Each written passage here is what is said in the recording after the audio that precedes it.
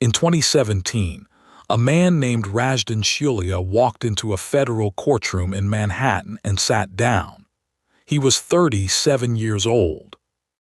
He was the boss of a Georgian organized crime network operating across the East Coast.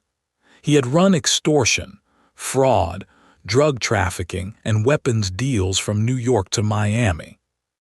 His men called him brother.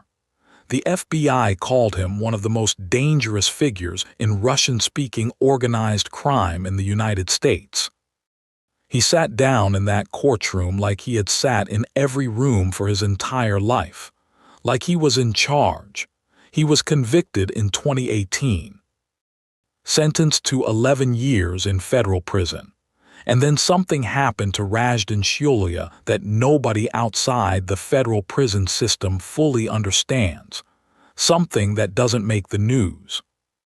Something that doesn't appear in the sentencing coverage or the crime documentaries or the Wikipedia page. He became nobody, not metaphorically, structurally, systematically, by design. The United States federal prison system has spent 30 years developing specific protocols for exactly one purpose: to take a man who has built his entire identity, his entire power, his entire reason for existing on the fact that other people are afraid of him, and to remove every single tool he has ever used to make that fear real. It works. This is what really happens to Russian mob bosses inside U.S. federal prison. And it is worse and stranger than anything you have seen in any movie about it. First, you need to understand what these men are before they go in, because the thing that makes a Russian mob boss dangerous is not the violence. Any criminal organization has violence. What makes the Bratva, the Russian criminal brotherhood, different is the system behind the violence. The Vor v. Zakon, the thieves-in-law. The Vor v. Zakon is one of the oldest criminal codes in the world. It developed in the Soviet gulags, the labor camps where the Soviet state sent criminals and political prisoners together, and where, over decades, a rigid criminal hierarchy evolved as the only alternative to being consumed by the state. The Vori, the thieves, lived by a code. You didn't cooperate with the state. You didn't work a legitimate job. You didn't serve in the military. You didn't have a registered family. You existed entirely outside every system the state used to control people. Your only loyalty was to the brotherhood. Your only law was the thieves' code. A crowned Vor, a man who had been formally inducted into this brotherhood, carried a status that crossed every border, every language, every national criminal organization. In any prison in the former Soviet Union, a Vor was untouchable. Other prisoners deferred to him. Guards negotiated with him rather than confronting him. He was, inside the walls, more powerful than the institution that was supposed to be holding him. This is the man who arrives in an American federal prison. And the American federal prison system has been waiting for him. The unit is called the SHU, Special Housing Unit, solitary confinement in plain language. But calling it solitary confinement undersells what it actually is, and why the Bureau of Prisons uses it specifically for high-profile organized crime figures in the first few weeks after sentencing. Here is what happens on day one. The man arrives, he is processed, his clothes are taken, he is given a uniform. This sounds unremarkable. It is not unremarkable. For a Vor v. Zakon, the body is a document. The tattoos covering his skin are a criminal curriculum vitae, each one placed deliberately, each one encoding his rank, his crimes, his history, his status in the brotherhood. The tattoos cannot be taken, but the clothing can, and in a prison uniform with no visible markers of rank, He looks like every other man in the facility. That is the point. His phone access is restricted immediately, not eliminated, restricted. He can make calls, but those calls are recorded, every single one. The FBI's Organized Crime Division has analysts whose entire job is to listen to the recorded calls of high-value BRATVA figures in federal custody.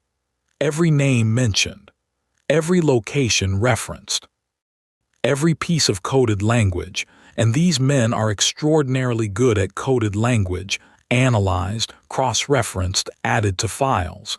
He knows this. He has always known this. These men understand surveillance the way other people understand traffic. It is a constant fact of the environment, something to root around. But routing around surveillance when you are free is different from routing around surveillance when every person you can contact has to go through a monitored phone system or a mail screening process or a heavily supervised visiting room. The tools are gone. He is left with himself. And himself, in a SHU cell alone, turns out to be a different thing than himself at a restaurant table in Brighton Beach, with 6 men watching the door. A former federal prosecutor who handled Russian organized crime cases for 12 years described what she observed in these first weeks in an interview published in 2021. She had watched dozens of these men go in, men with extraordinary discipline, men who had survived Soviet prisons, post-Soviet chaos, internecine BRATVA violence, men who had demonstrated, over years of criminal operation, a capacity for patience and strategic thinking that most law enforcement found genuinely impressive. In the SHU, she said, within the first 2 weeks, almost all of them asked to speak to someone. Not a lawyer, not family, someone from the government. Not to cooperate necessarily, not to make a deal, just to talk. To have a conversation with another human being who can respond to them as what they were outside, as significant, as dangerous, as worth something. Because in the SHU, nobody is treating them as significant. The guards call them by their inmate number. The food comes through a slot in the door. The 1 hour of exercise happens alone in a small cage. There is nothing to manage, nothing to negotiate, nothing to dominate. There is a cell and a light that is always on, and a silence that is absolute except for the sounds of the institution. For men who define themselves entirely through power over other people, the SHU is not uncomfortable. It is annihilating. His name was Evsei Agron, and he never made it to an American federal prison. But his story explains everything about why the Bureau of Prisons does what it does to the men who do. Agron was the first major Russian mob boss to operate openly in the United States. Brighton Beach, Brooklyn, 1970s and 1980s. He ran extortion across the Russian immigrant community with a combination of violence and charisma that law enforcement at the time didn't have a framework to understand. He was like nothing they had seen. The Italian-American mafia had rules mostly. Agron had no rules that anyone outside his organization could identify. He was shot twice, survived both times, and ran his operation from a hospital bed on the second occasion. In 1985, he was shot a third time. He did not survive. But what Agron established, the organizational model, the exploitation of immigrant communities, the use of legitimate businesses as cover for criminal revenue, became the template that every subsequent Russian organized crime figure in the United States operated from. The FBI spent a decade learning that template. By the time Shulia sat down in that Manhattan courtroom in 2017, The FBI's Russian Organized Crime Squad had 30 years of institutional knowledge about exactly how these organizations worked, exactly which pressure points existed, and exactly what happened to the men at the top when those pressure points were applied correctly. The SHU is one pressure point. It is not the most effective one. The most effective one is the people he left behind. When a Russian organized crime boss goes to federal prison, the FBI does not stop investigating his organization. They accelerate, because his arrest created instability. Instability creates mistakes. Mistakes create witnesses. And witnesses, in the federal system, have very specific options available to them that become more attractive the clearer it becomes that the boss is not coming back anytime soon. Here is what happens in the organization while he is in the SHU. The lieutenants are deciding who is in charge. That decision is not clean. There are factions. There are men who were loyal to him personally, and men who were loyal to the position he held, and men who were already building their own power and were waiting for exactly this moment. The FBI watches all of it. They are watching phone calls. They are watching financial transactions. They are watching who meets with whom and where, and whether the meeting pattern changes. They have informants inside the organization. They always have informants, because every criminal organization of sufficient size contains at least one person who is either scared enough or greedy enough or principled enough to cooperate, and those informants are now more active than they have ever been. Inside the prison, the boss knows something is happening outside. He can feel it in the quality of the information that reaches him, in the tone of the calls he is allowed to make, in what his lawyers tell him during visits. He is running an organization from a monitored phone and a visiting room, and the organization is running without him. There is a man. His name in court documents is listed only by initials, RK, because portions of his cooperation agreement remain sealed, who was a senior figure in a Bratva network operating out of Philadelphia in the early 2000s. He cooperated with federal investigators following the arrest of his boss in 2004. He described, in debriefings that ran over 6 months, what happened inside the organization in the weeks after the boss went in. The first meeting without him was held 3 days after the arrest. 7 men in a restaurant in Northeast Philadelphia. The conversation was, by RK's account, almost entirely about who owed money to whom, and whether those debts transferred to the new leadership or died with the old arrangement. They lasted 40 minutes. They never mentioned the boss by name, not out of respect. Out of the understanding that the phones in the restaurant might be warm, that law enforcement might have coverage on the location, and that speaking the name of the man who had just been arrested was the kind of thing that showed up in a transcript later. He was in a federal processing facility 20 miles away. They were already moving on. Said that by the end of the first month, the boss's name came up only when someone needed to justify a decision, by claiming the boss would have wanted it that way. It was invoked as a legitimizing tool, he said, not as a genuine reference to what the man actually thought. The boss was still alive. He was 20 miles away.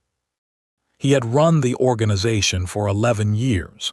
He had been erased in 30 days. The transfer to a permanent facility is the second major shock. The SHU is brutal, but it is temporary, and the man knows it. It is a processing stage. He tells himself he will manage it. He has managed worse. He has managed Soviet-era detention. where the guards were not bound by the Bureau of Prisons operational guidelines, and where the other inmates included people who would kill you for the food on your tray. He can manage a clean cell and a monitored phone. What he is not prepared for is where they send him. The Bureau of Prisons has a designation system for high-value organized crime figures. The highest designation, USB, United States Penitentiary, ADX Florence in Colorado, is the extreme end of that system. The administrative maximum facility, Supermax.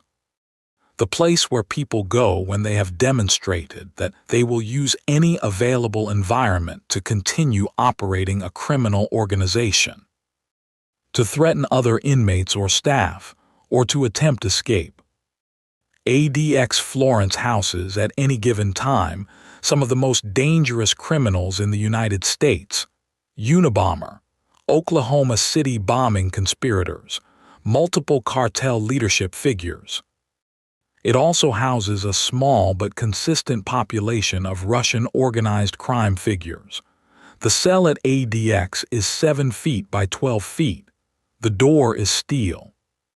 The window is positioned to show only sky, no ground, no other buildings, no human activity visible from any angle. The light is artificial and constant. The furniture is concrete, poured as part of the structure so it cannot be moved or used as a weapon or modified in any way. The inmate spends 22 to 23 hours per day in this cell. The single hour of recreation happens in a slightly larger concrete room, alone. There are no other inmates to negotiate with. There is no hierarchy to navigate. There is no position to occupy. There is a cell and a light in concrete furniture, and through the precisely angled window, a rectangle of sky. For a Vor v. Zakon, whose entire identity is built on the existence of a hierarchy that he sits at the top of, ADX Florence does something that no Soviet gulag ever managed to do. It removes the hierarchy entirely. There is no top. There is only the cell. But ADX Florence is the extreme.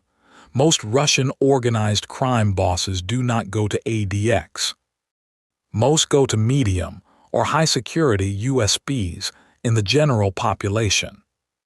And here they encounter a problem that nobody in the American true crime space talks about, but that every federal law enforcement official who works Russian organized crime considers the central irony of these prosecutions. The American prison gang system. Federal prisons run on gang affiliation. Every inmate who enters a federal facility is, within days of arrival, identified by the existing population and by the institution's intelligence staff as affiliated or unaffiliated. The major American prison gangs, Aryan Brotherhood, MS-13 affiliates, various Crips and Blood sets, the Mexican Mafia, control territory, control contraband, control protection. An unaffiliated inmate in a federal facility is prey. A Russian organized crime boss is, by the logic of his own criminal culture, unaffiliated. The Vor v. Zakon does not join other organizations, does not submit to external hierarchies, does not pay tribute to anyone. This is foundational to the thieves' code. The Vor stands apart. This works perfectly in a Soviet gulag, where the Vor's reputation precedes him, and where the other inmates share enough cultural context to understand what his tattoos mean and what the title Vor v. Zakon represents. It does not work in a federal prison in Kentucky or Pennsylvania or Texas. In those facilities, the Aryan Brotherhood does not know what a Vor v. Zakon is. The Mexican Mafia does not care about the thieves' code. MS-13 affiliates in the facility see an older Eastern European man with elaborate tattoos who has no crew, No affiliation, no backup. They see an opportunity. The men who have navigated this, who have figured out how to survive the American prison gang system as a Russian organized crime figure, have done it one of three ways. The first way is money. Even inside a federal facility, money moves, commissary, favors. Protection payments made through accounts on the outside, through family members of other inmates, through channels that the institution is aware of and cannot fully stop. A Russian mob boss with resources on the outside can buy a degree of protection from whichever gang controls the territory of the facility he is in. This works until the resources run out or until the organization on the outside stops sending, which, as we have established, happens faster than he expects. The second way is violence. A man who demonstrates clearly and early that he will respond to any aggression with disproportionate counter-aggression creates a different calculation for potential predators. This is the oldest protection strategy in any closed environment. It also results in additional charges, additional time, potential transfer to a higher security facility, and the loss of any good behavior credits that might have shortened the sentence. It is a solution that creates worse problems. The third way, the one that nobody involved in Russian organized crime wants to acknowledge exists, is cooperation. Not necessarily formal cooperation with federal authorities, but a quiet accommodation with the institution, with the guards, with the administration. A willingness to be useful in ways that the facility values, as a stabilizing presence on the block, as someone who can diffuse tensions before they become incidents, as an inmate who makes the guards' lives easier rather than harder. A vor v zakon who becomes useful to the institution is a vor v zakon who has violated the thieves' code in the most fundamental way possible. He is cooperating with the state. The men he left on the outside know it within months. His status in the Brotherhood, the status he has spent his entire life building and protecting, evaporates. He is nobody on the inside. He is nobody on the